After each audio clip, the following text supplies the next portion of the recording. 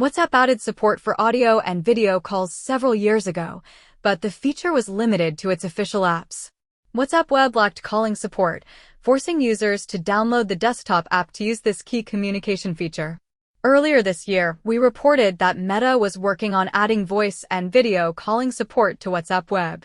Today, Meta officially announced the rollout of audio and video calls on WhatsApp Web. Users can make and receive one-on-one and group calls directly from a supported browser without downloading an app. The web calling experience also supports screen sharing, reactions, and a dedicated calls tab containing call history and favorite contacts. As with calls made through WhatsApp's mobile and desktop apps, web calls are end-to-end encrypted, free, and have no time limits. This will be particularly useful for people using shared computers or work devices that do not allow software downloads.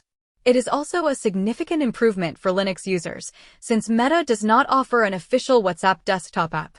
Along with web calling support, WhatsApp today announced the ability to transfer an active group call between mobile, tablet, web, and desktop devices without disconnecting.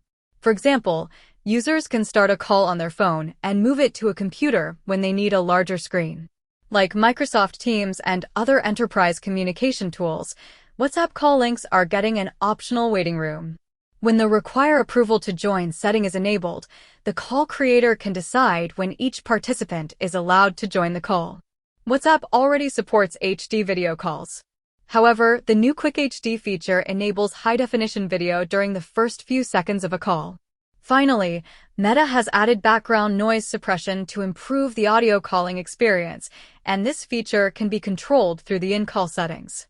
Meta says these new features are rolling out gradually and will become available to everyone soon.